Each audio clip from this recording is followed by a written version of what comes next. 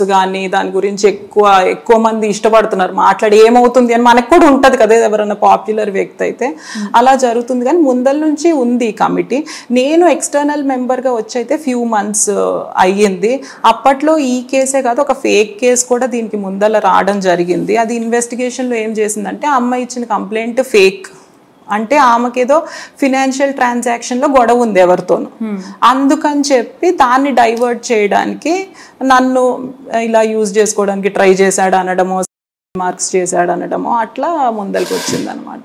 ఏ కండిషన్లో ఉందండి Johnny master case? ఇప్పుడు ఎంతవరకు వచ్చింది ఏమైనా చెప్పగలుగుతారు? ఎందుకు అనంటే తనని రిమాండ్కి తీసుకెళ్లారు, అదంతా కొనసాగుతున్నప్పటికీ కూడా actual matter what's exactly going అనేది ఎవరికి అర్థం కాలేదు. సో అంటే ఒకటి మీరు అన్నట్టు రిమాండ్కి తీసుకెళ్ళడం కానీ జైలుకి తీసుకెళ్తున్నారు, పోలీస్ కస్టడీలో ఇన్వెస్టిగేట్ చేస్తున్నారు అన్నది ఆమె ఎఫ్ఐఆర్ పెట్టిందండి వేరియస్ ఛార్జెస్తో ఎవరైతే ఉన్నారో, దాన్ని బట్టి ఆ ఇన్వెస్టిగేషన్ అది నడుస్తూ ఉంది.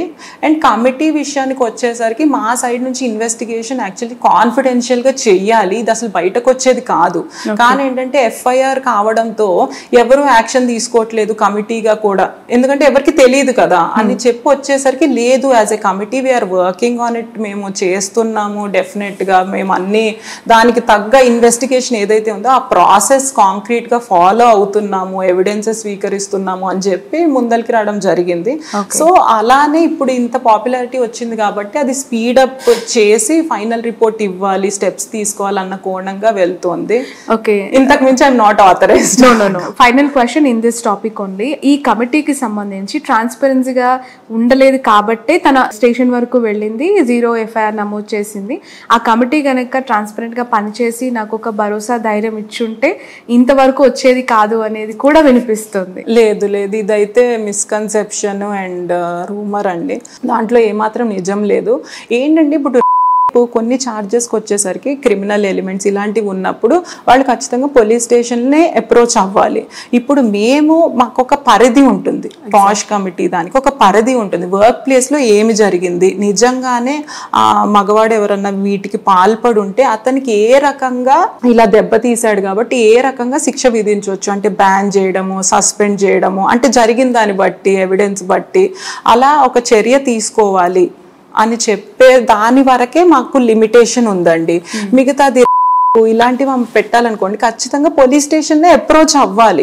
సో చాలా కేసెస్లో apart from this case police స్టేషన్ని అప్రోచ్ అవుతారు, పాష్ కమిటీకి కూడా. ఈవెన్ ఎంఎన్సీస్లో ఉన్న మహిళలు కూడా ఇది చేస్తున్నారు, పాష్ కమిటీకి వాళ్ళు ప్రాసెస్లో హెల్ప్ చేస్తున్నారు, కంప్లైంట్ ఇస్తున్నారు, వాళ్ళకి నమ్మకం ఉంది అండ్ అలానే మెకానిజం కూడా వర్క్ చేస్తుంది. అపార్ట్ ఫ్రమ్ దట్ పోలీసులు కూడా అప్రోచ్ ఇది ప్యారలల్ గా రన్ అవుతుంది అనమాట. సో దే ఆర్ ఇండిపెండెంట్, దాంట్లో నమ్మకం లేదు. ఫాస్ట్ గా పోలీస్ సైడ్ జరిగినప్పుడు కమిటీస్ లో చాలా స్లో స్టడీగా ఉంటాయి, ఇందులో డెసిషన్స్ అనేవి చాలా స్లోగా ఉంటున్నాయి కాబట్టి ఎక్కువ శాతం పరిష్కారం కావట్లేదు అనే మాట లేదు. తప్ప అదైతే ఖచ్చితంగా తప్పు. మా ప్రాసెస్ అయితే యథావిధిగా జరుగుతుంది, ఇర్రెస్పెక్టివ్ ట్రాన్స్పరెంట్ గా జరుగుతుంది. Okay right. మీకు అనిపించిందా ఈ కమిటీలో జాయిన్ అయిన తర్వాత, లైక్ మన మలయాళంలో రీసెంట్ గా వచ్చిన హేమ కమిటీ రిపోర్ట్, టాలీవుడ్ లో కూడా ఇలాంటిది ఇమీడియట్ గా ఒకటి పెట్టాలి, లేదు దీన్నే దాని సైడ్ టర్న్ చేయాలి అగ్రెసివ్ గా అని అక్కడ I think film industry unorganised ఉంది కదా, ఒక చోట వర్క్ చేయరు, ఇన్ని చోట్ల వర్క్ చేస్తారు, కొత్త వాళ్ళు వస్తారు, ఒక కంపెనీ లాగా ఒక వర్క్ ప్లేస్ లేదు కాబట్టి ఇలాంటి వాటికి ఇంకా అవసరం. బాష్ కమిటీ అనేది ఇంకా ఎక్కువ అవసరం ఉంది, ఎందుకంటే వాళ్ళకి చాలా మందికి 24 క్రాఫ్ట్స్ లో ఎక్కడికి వెళ్ళి ఏం చెప్పుకోవాలో తెలియదు. ఇలా హెరాస్మెంట్ కి గురైనా ఎవరికి వెళ్ళి రిపోర్ట్ చేయాలి వాళ్ళు, అది తెలుసుకోవడానికే టైం పడుతుందేమో లాగా ఉండకూడదు కదా. సో డెఫినెట్ గా ఇలాంటి రిపోర్ట్ రావాలి, అప్పుడే కదా మార్పు అనేది జరిగేది. రిపోర్ట్ నుంచే ఏమేం మార్చాలి, ఏమేమి ఇంప్లిమెంట్ చేయాలి ఇలాంటివి వస్తాయి కాబట్టి ఖచ్చితంగా అవసరం. రైట్. కావ్య గారు మహిళల గురించి, మహిళల హక్కులు చట్టాల గురించి చాలా బాగా మాట్లాడుతూ ఉన్నారు. బట్ ఈ మధ్య కాలంలో వచ్చిన ఎక్కువగా news as I said earlier, ఈ నిన్నటి వరకు కూడా Harsha Sai issue, Jani master issue, Raj Tarun issue, ఈ ఎమ్మెల్యే ఆదిమూలం ఇష్యూ, వీటన్నిట్లలో కూడా అమ్మాయిలు బాధితులుగా విక్టిమ్స్గా పోలీస్ స్టేషన్ మెట్లెక్కుతున్నారు, వాళ్ళు కేసెస్ ఫైల్ చేస్తున్నారు. బట్ అవి ఎప్పటికీ తేలుతాయి, వాళ్ళకి ఎప్పటికీ న్యాయం జరుగుతుంది? ఇవన్నీ మళ్ళీ క్వశ్చన్ మార్క్స్. న్యాయం జరుగుతుంది అంటే శిక్షలు పడినాయి కదా, పడాల్సిన వాళ్ళకి శిక్షలు పడుతూనే ఉన్నాయి. ఉరి శిక్ష కాదు కదా వాళ్ళు చేసిన దానికి. అవ్వనంత వరకు వాళ్ళ ఆరోపణలు ఎదుర్కొంటున్న వాళ్ళే కానీ నిందితులు కాదు అనేది కూడా ఒకటి వినిపిస్తుంది.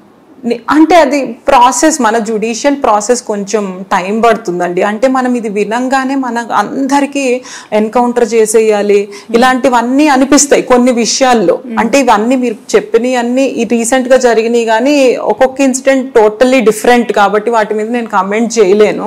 బట్ ఈ మెడికో విషయంలోనూ అలా చూస్తే మనకి అనిపిస్తుంది, మనకే వెళ్ళి వాడిని పట్టుకుని మనమే చంపేయొచ్చా అన్నట్టు అనిపిస్తుంది. లేకపోతే పోలీసులు చంపేయొచ్చు కదా, గన్తో షూట్ చేయొచ్చు కదా అని చెప్పి. కానీ ఒక ప్రాసెస్ అనేది ఫాలో అవ్వాల్సి వస్తుంది. అండ్ నీడ్లెస్ టు సే మన జ్యుడిషియరీ పర్ఫెక్ట్ ఫుల్ ప్రూఫ్ ఎంత చేస్తున్నా కొంచెం టైం కన్స్యూమింగ్ అయితే ఉంది. బట్ మీరు చూసుకుంటే వెంటనే జైలుకి తీసుకెళ్లడము అండ్ విక్టిమ్ కి సపోర్ట్ ప్రొవైడ్ చేయడంలో డెఫినెట్ గా మనం ముందంజలోనే ఉన్నాము. ఇట్స్ ఎ ప్రాసెస్, అది మనం గౌరవించాలి. డెఫినెట్ గా స్పీడప్ కూడా అవుతుంది. ఇప్పుడు ప్రాసెస్ కూడా అంత ముందర కంపేర్ చేసుకుంటే ఐఎమ్ టెలింగ్ స్పీడ్ అయినాయి. సో కావ్య గారు ఫెమినిస్ట్ లాయర్ అంటే ఏం చెప్తారు? ఫెమినిస్ట్ లాయర్ అంటే ఇప్పుడు మగవాళ్ళు ఆడవాళ్ళు సమానం, వాళ్ళకి సమాన హక్కులు ఉండాలి, అన్నిట్లో ఆడవాళ్ళు కూడా ముందంజ వెయ్యాలి, అలాంటి అట్మాస్ఫియర్ క్రియేట్ అవ్వాలి అన్నదైతే నేను నమ్ముతానండి. అప్పుడే మనకి ఫెయిర్ అండ్ జస్ట్ సొసైటీ మనం మాట్లాడుకునేది అప్పుడే వస్తుంది ముందలకి. ఒక్కళ్ళే బాగుండి మగవాళ్ళే అనగదొక్కేస్తే ఒకళ్ళని అది రాదు. At the same time misuse అవుతున్నాయి లాస్, మగవాళ్ళు కూడా సఫర్ అవుతున్నారు, విక్టిమ్స్ ఉన్నారు, బాధలు పడుతున్నారు, ఫాల్స్ కేసెస్ వల్ల జాబ్స్ పోయిన వాళ్ళు ఉన్నారు, ఆల్మోస్ట్ దాకా వెళ్ళిన వాళ్ళు ఉన్నారు అన్నది కూడా అంతే వాస్తవము.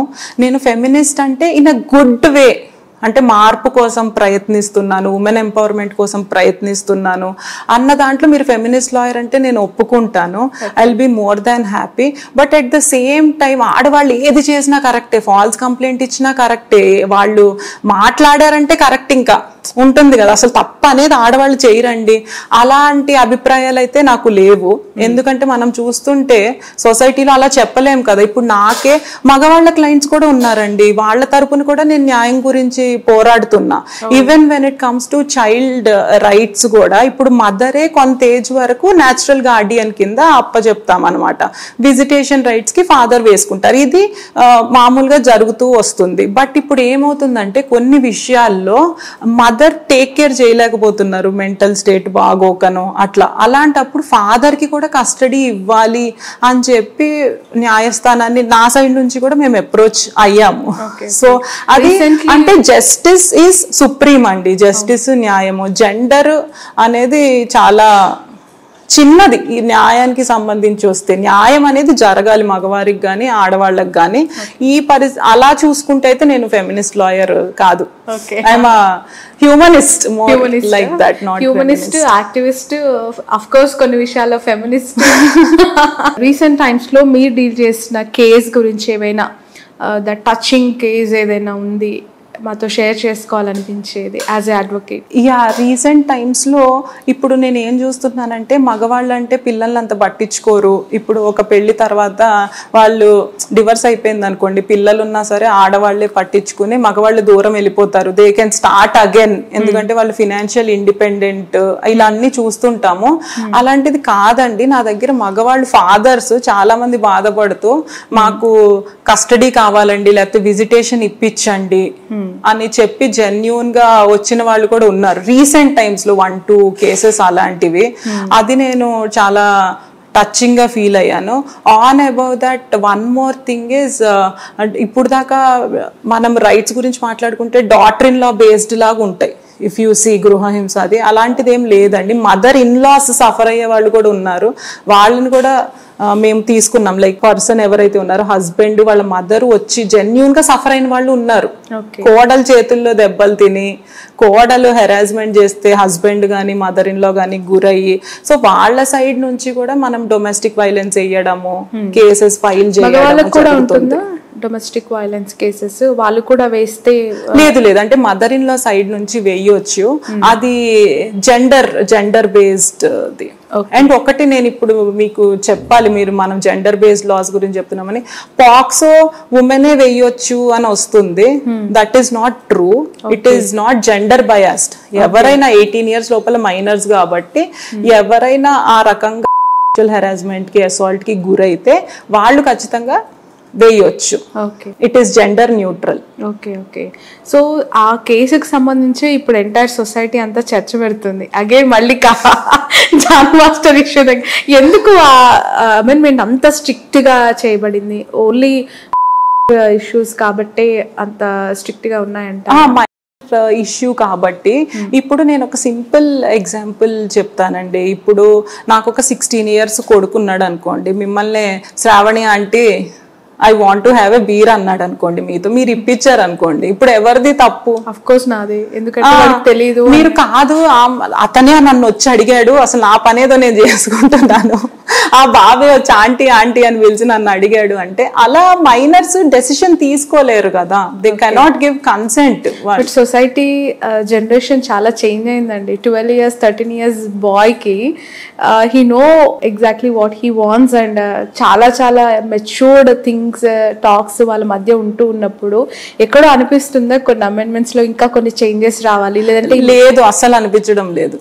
ఎందుకంటే ఇప్పుడు వాళ్ళు తొందరగా మెచ్యూర్ అవ్వాల్సిన సిచ్యువేషన్స్ అయితే వస్తున్నాయి. అంత ముందల కాలం వల్ల తొందరగా, అంటే మనకి చైల్డ్హుడ్ అంటే 16 years 17 years దాకా ఏమీ తెలిసేది కాదు. ఇప్పుడు వాళ్ళకి అన్నిటి మీద అవగాహన ఉంటుంది, వాళ్ళకి ఇంటర్నెట్ ఉంది, మీడియా ఉంది, ఫ్రెండ్స్ ద్వారా చాలా తెలుస్తున్నాయి, అలా డెవలప్ అయ్యారు. వాళ్ళ ఐక్యూ ఇంటలెక్చువల్ చాలా హైగా ఉంది మనకు ఆ ఏజ్ లో కంపేర్ చేసుకుంటే.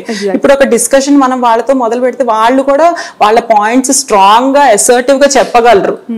సో అలా వాళ్ళకి అన్ని రకాలుగా అవగాహన ఉంది. But EQ when it comes to emotional intelligence వాళ్ళు ఇంకా పిల్లలే, వాళ్ళకి ఇంకా కేర్ గివింగ్ కావాలి, వాళ్ళు తొందరగా ఇన్ఫ్లుయెన్స్ అవుతారు. అదైతే మారలేదు కాబట్టి ఐ డోంట్ థింక్ అలాంటి అమెండ్మెంట్స్ రావాలని. Right, thank you so much అండి కావ్య గారు, చాలా విషయాలు ఎక్స్ప్లెయిన్ చేశారు. Thank you, Shravani garu. It was really nice talking to you. Thank you so much. Next episode లో మరో కొన్ని లా ఇష్యూస్ కి సంబంధించి మళ్ళీ ఒక ఇంటర్వ్యూ మాత్రం చేస్తాం మీతో. ఖచ్చితంగా. Sure అండి. Thank you so much. ఇది అడ్వకేట్ కావ్య గారితో special interview. That's all for now.